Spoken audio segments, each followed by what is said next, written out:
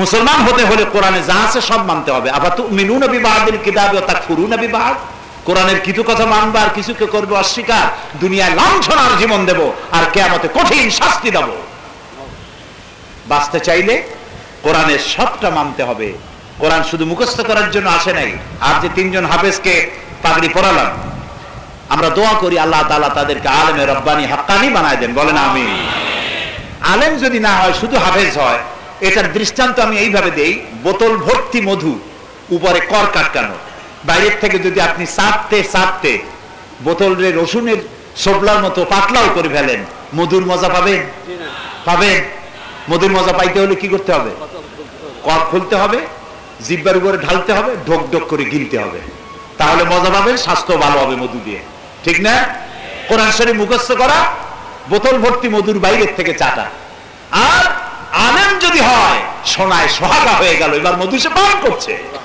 সুবহানাল্লাহ। প্রিয় ভাই সব, আপনারা আপনাদের সন্তানদেরকে আলেম বানান, মাদ্রাসায় দেন, ভালো হবে। মানুষ তো লাভের দিকে যায় না নোকসানের দিকে? আপনারা কোন দিকে যাবেন, লাভের দিকে না নোকসানের দিকে? আমি তা জানি, আপনারা লাভ ভালো বুঝেন। কিয়ামতের দিন, এটা হাদিস না কোরআনও না, একটি রূপক কথা। কিয়ামতে এক লোককে হাজির করা হবে, সে ব্যবসায়ী। ফেরেশতারা জিজ্ঞেস করবে, এই মিয়া, তোমার তো পাপ আর পুণ্য সমান সমান হয়ে গেছে, এখন কোথায় যাওয়া, কও বেহেশতে না দোজখে? ব্যবসায়ী কয় যে, ভাই ফেরেশতা, আমি তো বেহেশতেও চিনি না, দোজখও চিনি না, যেখানে গেলে আমার 2 টাকা লাভ হয় ওইখানে আমার কথা। মানুষেরা লাভটা খুব ভালো বোঝে এবং লাভের জন্য সারা রাত জেগে জেগে কষ্ট করে। স্কুল কলেজ ইউনিভার্সিটিতে ছেলে দিলে তাতে লাভ না মাদ্রাসায় দিলে লাভ? আন্দাজে কয়েন না, আগে শুনে নেন লাভ কোথায়। স্কুল কলেজ ইউনিভার্সিটির আমি বিরোধী নই। স্কুল কলেজ বিশ্ববিদ্যালয় তো আমাদেরই প্রতিষ্ঠান এবং গভর্নমেন্ট সেখানে লেখাপড়ার জন্য ব্যবস্থা করেছে। ছেলেদের কোনো দোষ না, স্কুল কলেজ ইউনিভার্সিটির ছেলেদের কোনো দোষ না। তাদের মধ্যে কোনো দোষ যদি হয়ে থাকে তাহলে তা হয়েছে সিস্টেম অফ এডুকেশনের কারণে। লেখাপড়া শিক্ষা সেখানে যা আছে, ওর সাথে যদি ধর্মটা জুড়ে দেওয়া হতো, 30 পারা যারা MA পাস করবে, 30 পারা কোরআন শরীফ বুঝা ব্যাখ্যা সহকারে তাদের বুঝতে হবে, সিয়াসেত্তার হাদিস তাদের পড়তে হবে। এই 2টা কিতাব যদি তারা পড়তো, তাহলে আমার ইউনিভার্সিটি থেকে গুন্ডা বাইর হইতো না, সন্ত্রাসী বাইর হইতো না। আমি ছেলেদের দোষ দেই না, ওখানে সব গুন্ডা আমি তাও বলি না, ওখানে ভালো ভালো ছেলেপেলে হয়, আছে না? কথা আবার খুব সতর্ক হয়ে বলা লাগে। সাংবাদিক ভাইরা আমার বন্ধু তো খুব, বলি একটা ওরা লেখেন আবার আর একটা। এরকম একটা রিপোর্ট কালকে না করে বসেন যে সাইদি বলে গেছে ইউনিভার্সিটিতে সব গুন্ডা তৈরি হয়। মানুষ শোনে একটা, বোঝে একটা, রিপোর্ট করে আর একটা, নিজের মন মতো। এরকম হওয়া উচিত না।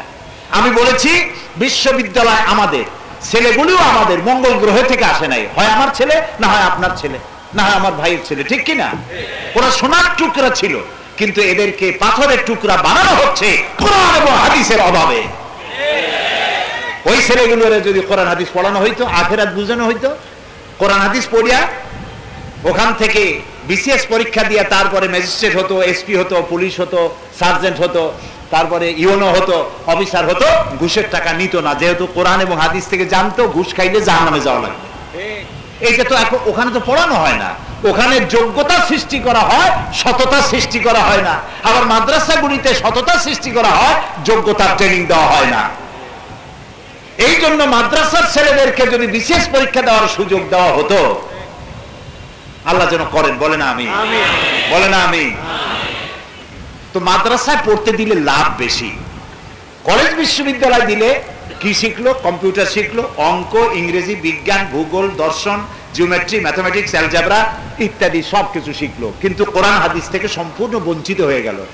আর মাদ্রাসায় এখন কি শিখলো? মাদ্রাসায় দেন, এখানেও কম্পিউটার শেখানো হবে, এখানে কম্পিউটার শিখবে, অঙ্ক শিখবে, ম্যাথমেটিক্স, জিওমেট্রি, তারপরে আর কি বলে অ্যালজেব্রা, ফিলোসফি, সায়েন্স সব পড়বে, সাথে সাথে কোরআন হাদিসও পড়বে।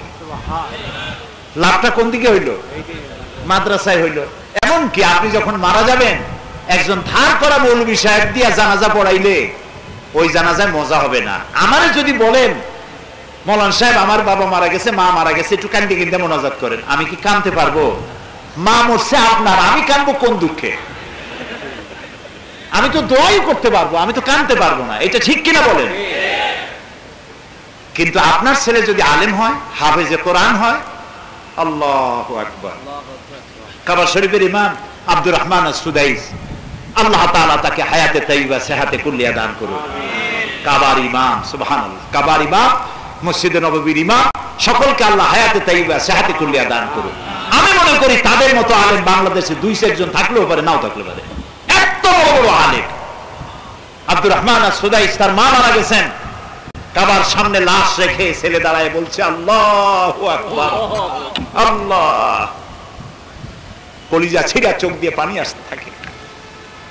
ছেলে যদি আলেম হয় আর বাপ মার লাশ সামনে রেখে যদি আল্লাহু আকবার বলে, ওর কলিজা ফাড়িয়া চোখ দিয়ে পানি বের হতে হবে, বের হয়ে আসবে, আল্লাহ আমার মায়ের চিরজনমের মতো বিদায় দিয়ে গেলাম, কিয়ামতের আগে তো আর দেখা হবে না। ওর চোখের পানি মঞ্জুর হয়ে যাবে, ওই দোয়া করবে রব্বির হামহুমা কামা রাব্বায়ানি সগীরা। আরে ছেলেরে কোরআন শিখাইলেন না, মাদ্রাসায় পড়াইলেন না, এমনকি নামটাও রাখছেন মন্টু আর সেন্টু। কি কোড়া কপাল। কোন মাজারে, কোন পীরের কবরে দেখছেন হযরত মন্টু রহমাতুল্লাহ আলাইহির মাজার? হযরত মাওলানা ডবলু তিনি এখন ওয়াজ করবেন, হাবিজাবি নাম রাখবেন, এটা শয়তান হবে, মানুষ হবে না।